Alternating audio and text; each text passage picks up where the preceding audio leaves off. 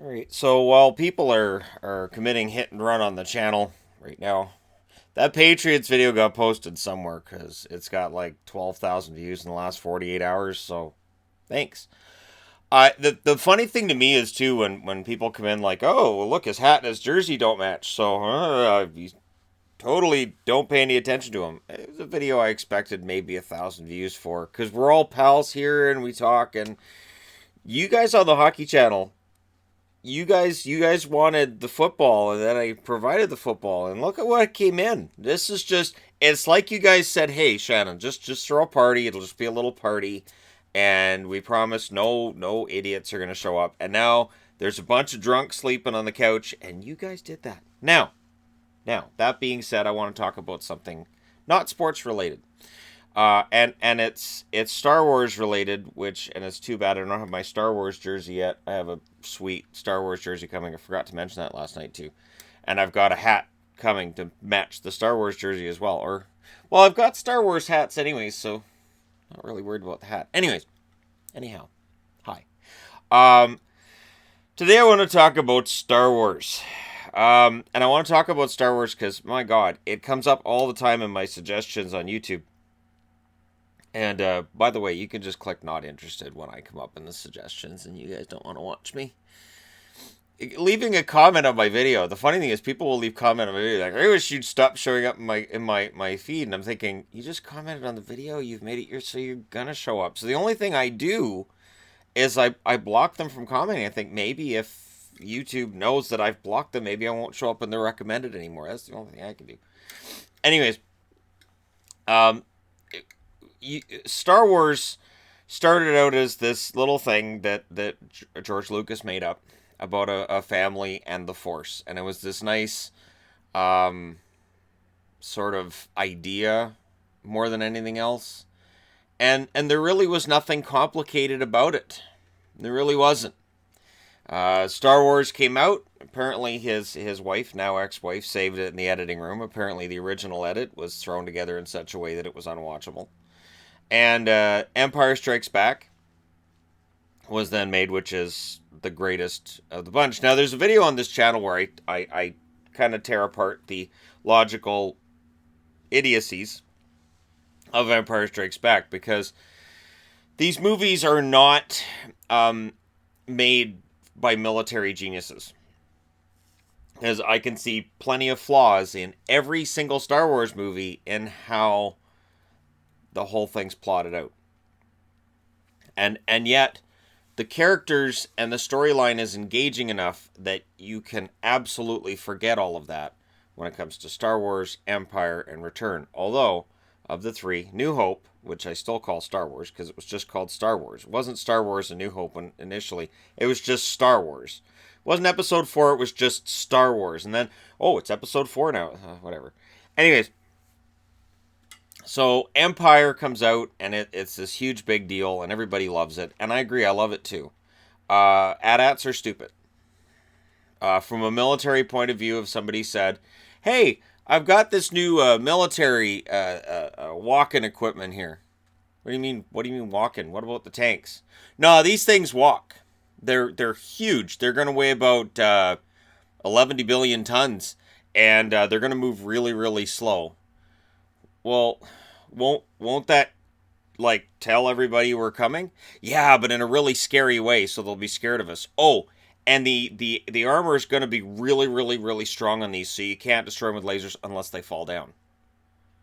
Couldn't you just take this technology and, I don't know, put it on wheels and make it a tank and make it smaller so you're saving the Empire money? Well, yeah, but these are really. Haven't you seen the prototype? It's really. Bill really likes driving it. Like, he thinks it's really cool. He's up at the top, and he's like, everybody looks like ants from up here, and he's firing away. He loves it.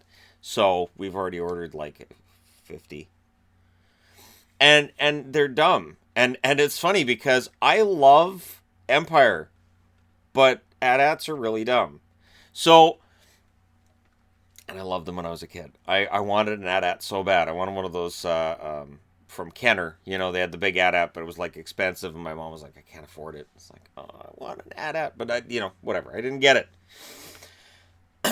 And I still don't have an AT-AT. What is it with me? I do have a Millennium Falcon somewhere, but not one of the big model types. I never had one of those either. But, Empire brought in all of these great cultural things, and then Return of the Jedi came out, which is where a lot of people get lost. There, a lot of people don't like Jedi. Now, I love Jedi. When I hear about the original plot line they had, I get kind of mad, which was that it was going to take place on Kashyyyk, not Endor, Kashyyyk, which is the home world of Chewie. That it was going to be on the Wookiee home world, and that's where they were going to be making two Death Stars. It wasn't going to be one; there was going to be two Death Stars originally. And I thought that would have been a better movie, but for whatever reason, it didn't happen. And as a Star Wars fan, there's an opportunity lost there, sure, but the little suckers became the cute little teddy bears, and everybody loves Wicket, so I guess they're forgivable, but they're teddy bears, and they look kind of ridiculous, but it was fine. George Lucas wrapped up the trilogy really nicely.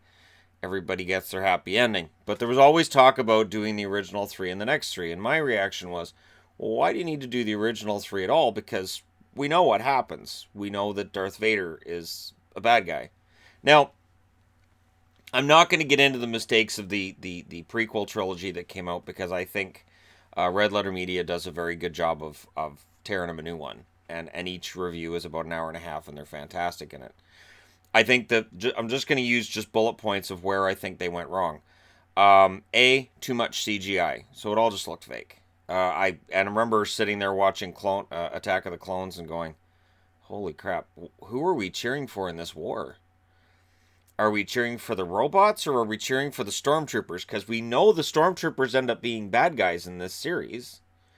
So I don't care who. I hope they all kill each other. So that's your major problem right there, is when you've got this big fight between two sides, and as a fan, you're going, I hope everybody dies. I'm not sure what I'm doing here. The other major thing with the prequels for me was just very, very, very wooden characters there was no anything to it. And the only really kind of cool, they might have been able to do something with it character, other than Obi-Wan, who Ewan McGregor played absolutely perfect, is Darth Maul, who we all thought was awesome, and then Maul has one line, and then he's cut in half and he's dead. But because Darth Maul was such a big hit with toys and everything, they brought him back in the cartoons, and he wasn't dead, even though he was cut in half, and clearly at the end of Phantom Menace, he's dead. So, and George Lucas didn't kill him off going, I hope we can bring him back in a cartoon. He was killing him off. Disney just saw a way to make more money off the Darth Maul character. The prequels basically killed Darth Vader for me. While they were trying to bring Darth Vader to life for one reason. You can have a villain who is, horrible and he kills people. But when Anakin Skywalker goes into the Jedi Temple and decides, all right, I'm going to listen to the Emperor, not revealed as the Emperor yet, not really. He's just Palpatine at that point, but his face has gone all Emperor-y. When he goes into the temple and he decides he's going to kill children, the fact that there's such a disconnect between the Anakin character of that moment and the Anakin character of about 15 minutes earlier in the movie over something that hasn't happened yet, it really reveals just how ridiculous the whole thing is. That Anakin, and they don't call them children because then it wouldn't be, a fun little almost family movie, but it's PG-13 for some reason. Because we needed, disturbing footage in Star Wars to make it work. We didn't. We really didn't. I thought that was bad too. The whole fight with Obi-Wan that went on for 2.5 hours. It was like the ending of Return of the King over and over and over, the same thing. But and if you throw CGI on it, it doesn't make it more interesting. It actually makes it worse. But, when he decided he was killing children, what it did is it took Vader from being this menacing ogre and made him just this dick. They just turned Vader into a whiny prick. And it's like, you look back on the original trilogy and he was this menacing overlord. And then at the end of Revenge of the Sith, he's just this simpering coward. You know, he's screaming when he goes in the suit and he strangles people and he makes everything explode and whatever. It's just stupid. And then he yells no at the top of his lungs. You're like, oh, really? You have to make James Earl Jones do that? That's stupid. And so it kind of colors, for me, it's kind of colored how I view the original trilogy. I have not viewed the original trilogy of Star Wars in years. And I used to watch it regularly. I had Star Wars days before May the 5th was the thing. Or May the 4th. May the 5th. May the 5th be with you. What the hell is he talking about? He's been saying it all day. May the 4th, before it was a thing, and went all internet crazy, I watched Star Wars. I would just get up in the morning and go, I think I'm going to watch all 3 movies today. And I'd plop them in and watch them on my VHS recorder. VHS was the thing. For the kids in the crowd, they're like, what's that? That's what we used to watch. That was after we'd get tired of the Victrolas, you know. And you know, you're driving around in your rumble seat. Anyways, all the newfangled tech talk for the kids, right? So, for me, Revenge of the Sith ends, and I thought I liked them in the movie theater, and it's funny how that works that way. Sometimes you go, yeah, I think that was a good movie, and then you sit and you think about it, and you go, that doesn't make any sense. Oh, I really didn't like, no.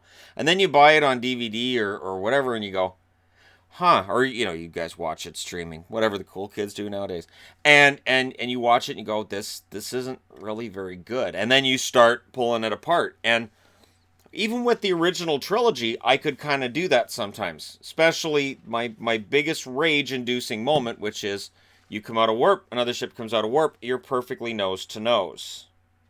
I guess the FAA plans out how you fly through space. Space doesn't work like that.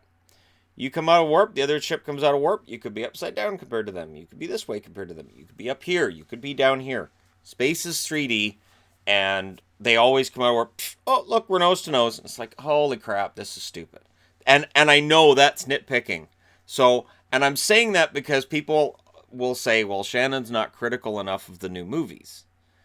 No, I'm plenty critical of the whole science fiction genre and the fact that it'd be more interesting if you didn't know how you were going to be oriented with other ships when you came out of warp. You had no idea if they were going to be behind you, over you, under. No idea. No. Face to face. That works.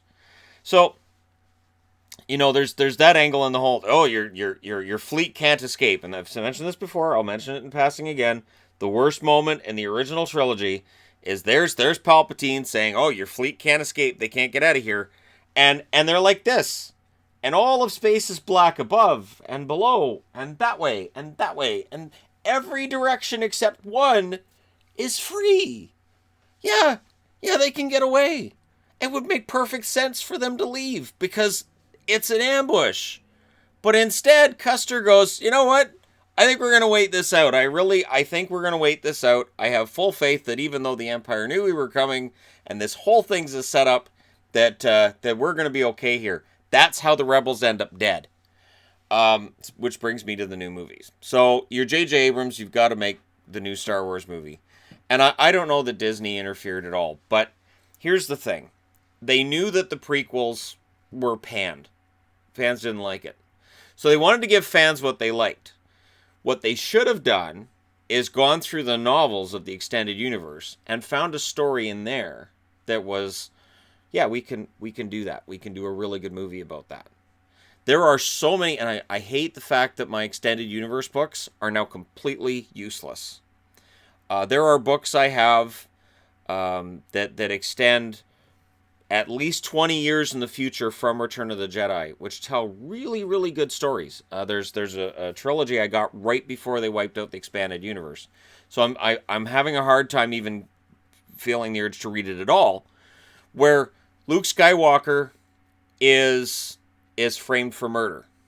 And he's on trial. And while he's on trial for murder, it's up to Leia and the gang to get together and go find out what happened. And Leia's kids have to find out what happened because Luke's on trial and he's not going to use the Force or anything because he has to prove his innocence. It's fantastic. It's a great idea. And the stories are understated, and if you made them into movies, they wouldn't be riddled with all this CGI and explosions every 10 seconds and all this violence. Because when you look at the original trilogy, the actual violence, especially in the first movie, is very minimal.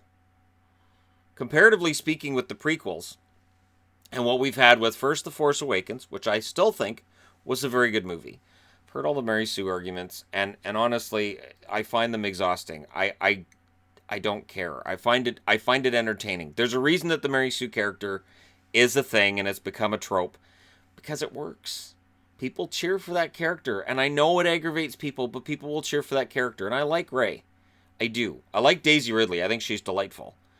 I was not a fan of Finn. I'm still not a fan of Finn. I think the idea that stormtroopers all have different personalities and upbringings and all this, and the idea that they're not really clones anymore is fantastic.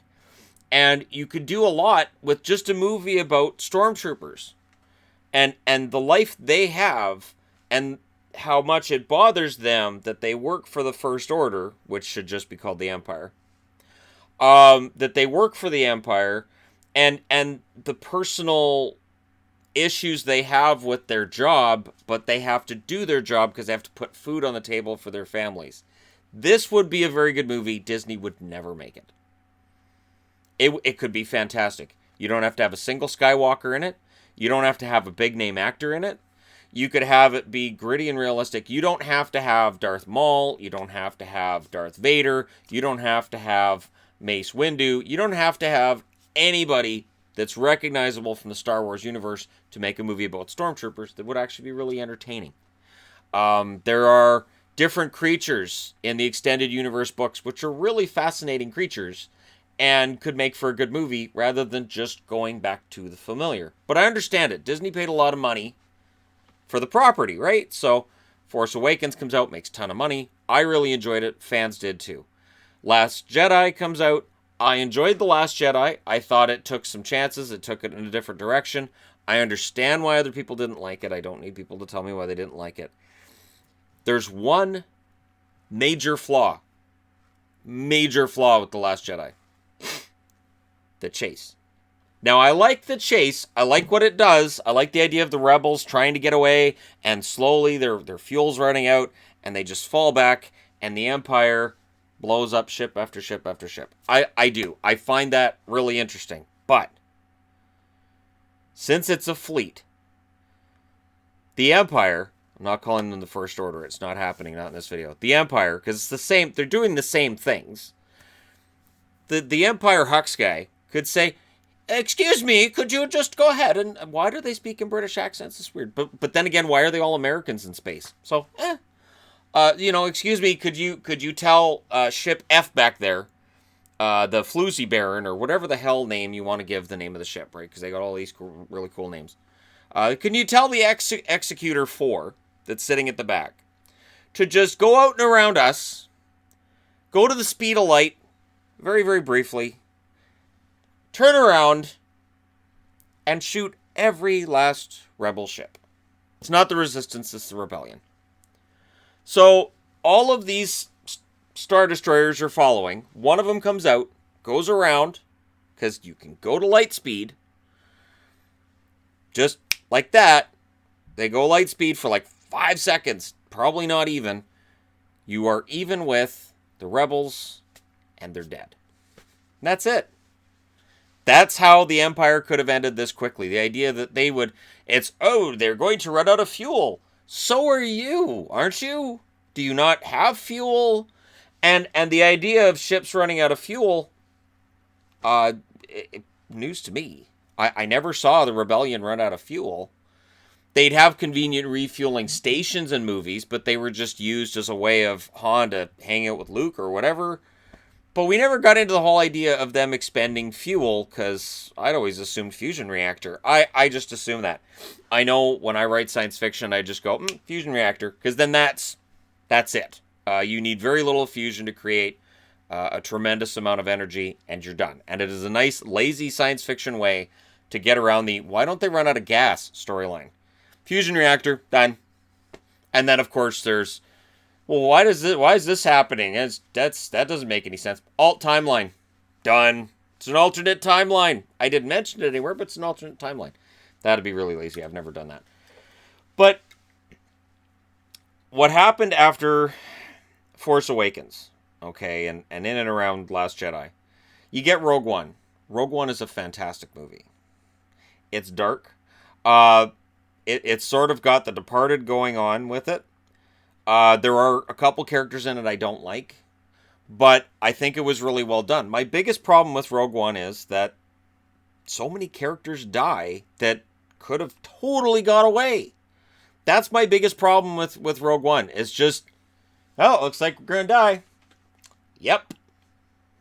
It's a shame we can't do anything about it. Or, I'd come with you, but this thing needs to kill me first. So I could probably help your rebellion get started, but I'm just gonna stay here in my hut and breathe weird, because you need somebody who breathes weird like Darth Vader as a callback. So I'm just gonna stay in the hut and I'm just gonna let it kill me.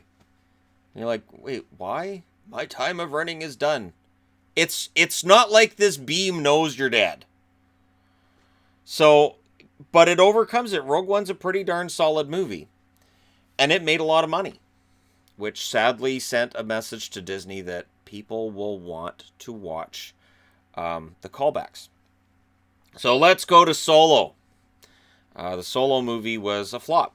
And yet the Solo movie, for me, I enjoyed it. The problem was it's not a tale that needed to be told. And I think the biggest problem with Solo is that nobody wanted a Solo prequel. Nobody anywhere said, you know what they need to do is recast Han Solo and tell us how he became a smuggler. He's a smuggler. There's nothing glorious about his rise to fame because he wasn't famous at the end of Solo. He wasn't famous at the start of Star Wars. He's just some no-name smuggler that Obi-Wan Kenobi runs into on Tatooine. That's what made him appealing as a character.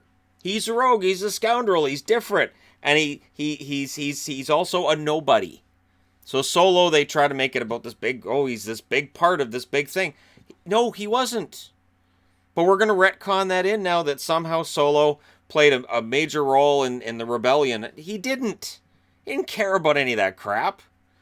And then, you're bringing in all these new characters, and obviously with the idea of all these offshoots, and then Rian Johnson, who did Last Jedi, there was talk about him doing another trilogy, which I've been reading conflicting reports about whether or not that's going forward. Now, the biggest flaw for me with Last Jedi, not just you could just go around them.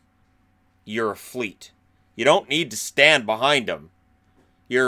Hell, bullies know to throw rocks at me if they're chasing me down the street. You guys could just go around and ambush them that way, because you're at impulse power, using a Star Trek term. They're 5 miles an hour faster than us. What could we do? Well, we've got these lightspeed engines. You're fired. Do you think that somebody in a writer's meeting said that, went, can't they go to light speed? And it's like, no, we want a very, very slow chase. This has to be dramatic. But won't the fans know they could go to light speed and just kill them? Or, when she turns the ship around and she goes to light speed and rips through everything, couldn't they have just gone, all right, everybody just shift to the left? What would... How would that have looked? So the whole... she turns around, I'm going to sacrifice my life for the rebellion. Long live the rebellion. She turns the ship around, she starts going to light speed, and they all just shift to the left, and she just goes to light speed. So now she looks like a coward, right? Because she turns around really, really slowly, and since there's nothing wrong with their ships, they could all just bloop off to the right. Done. And then the rest of the movie could just be her repeatedly going to light speed and trying to find an angle where she can fly through them. Could have been very entertaining. Anyways, yeah, there are little things, but like I said, you can overlook the little things in many instances. And I Solo, for me, what lost me was the tonal change. The tonal change and the character change between the first 10 minutes of the movie and the rest of the movie, where they're setting something up clearly done in the initial shooting of the movie, and then in comes the reshooter, and you got to start over, but you might as well keep that footage since you paid a lot of money for it. when George Lucas made the original trilogy and even the prequels, he didn't answer to people. So he didn't answer to people, which is part of the problem with the prequels, right? Is that he doesn't have people saying, "Hey, George, this is really kind of stupid. Do you want to take this in a different direction?" But at the same time, with Disney overseeing everything, their prime concern, I really thought Disney would try to make sure that the stories were fantastic so that they could please the audience and make more money. What they seem to have done is said, okay, we need to have the service to all of the old fans of Star Wars, ignore the prequels as much as possible, which I'm fine with, and service a new audience, and make as many movies as possible, which is a big part of the problem too. Part of what made Star Wars work, the original trilogy, was 3 movies and done, and that's it, done. And then you bring out the the prequels, and they're done, right? Now, what's happened with Disney is they go, well, we can make as many movies as possible, and they kind of turn it into their own version of the Marvel universe. The problem with the Marvel universe compared to Star Wars is Marvel has all of these fleshed out characters that have existed for decades. Star Wars doesn't. They have characters that have been in movies. People haven't read the comic books and the books as much, but who cares? Because they wiped them all out when they took over. I still say the biggest mistake that they made was wiping out the extended universe. When they kill off Chewbacca in the extended universe books of Star Wars, it rips your heart out. You're like, wait, did he just kill Chewbacca? Holy crap. And it's Han's son that does it. Han and Leia's son, Anakin Solo. Anakin Solo, there's something off with this kid from the beginning. Very, very strong with the Force, very temperamental. And rebellious. But the name Anakin, who would have thought that was coming? But it leaves the twins, Jason and Jaina, who are the older siblings to Anakin, to make some really tough choices about their own brother. And they're great characters, and they're all gone. And Disney could have taken over, and they could have said, hey, these books, we could make a movie about Jason and Jaina. And their relationship with the Force, how they become Jedis, how they're trained by Luke. You could have Jedi Academy. The Jedi Academy trilogy is fantastic. I read those books many times over. But Disney took over and went, nope, we're going to go back and we're going to do the same stuff. I understood that kind of with Force Awakens. Like, yeah, they want to keep it familiar, and then they go in a different direction. I get it. But they're losing their core audience. Now, the other part of the issue is that when you make these movies that have such a huge, overinflated, bloated budget, it's almost impossible to recoup your budget. If you're making a prequel about a character from Star Wars, it shouldn't cost you more than $200 million to make that movie. Especially if he's a smuggler. And they ruined the Kessel Run in that too. But anyway. Although I got it. I understood why they did the Kessel Run the way they did. Because the way that the original line comes out, which is parsecs, it doesn't make any sense.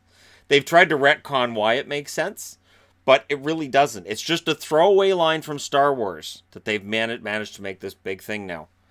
And I think that's a bigger part of it too, is that all of these throwaway lines from the original trilogy that actors never thought meant anything, and they do. To the audience, they absolutely do. And it is really tough to please an audience that big. I know people want to blame Kathleen Kennedy, and she definitely has her blame to go in this, but there are a lot of people to blame in what's gone on with Star Wars. Is it salvageable? No. And I'm saying no because even though I'll go see Episode 9, I'll probably enjoy it. It's J.J. Abrams. He'll probably... I know Luke's going to be in it as a spirit, or on whatever level. You can totally make it so Luke's not dead. Just want to throw that out there. You can. It's easy. They've already destroyed the Force a ton. You can make Luke not dead. You can. But you know, the thing for me is that it's the original, what Star Wars was, is dead. because they decided the expanded universe doesn't matter. So a lot of money on books, comics, and other things that people bought.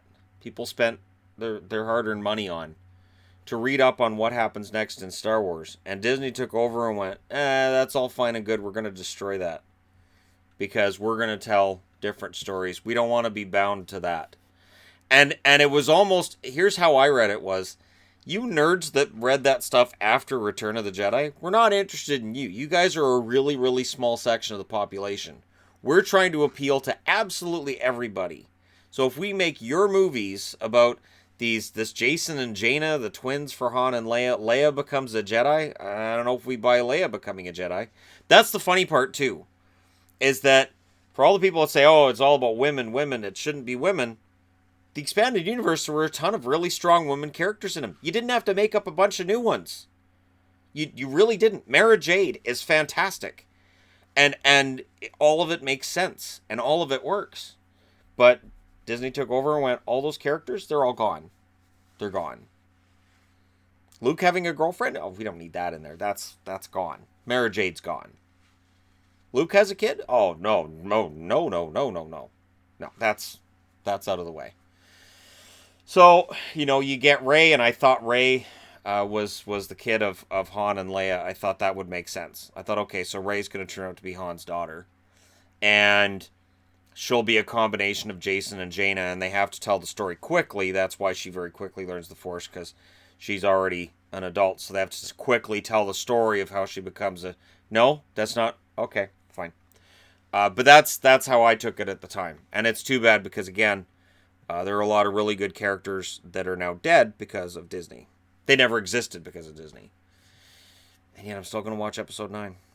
Let me know what you guys think in the comment section below. As usual. Don't forget to hit like and subscribe if you're browsing right through. You just happened upon this video.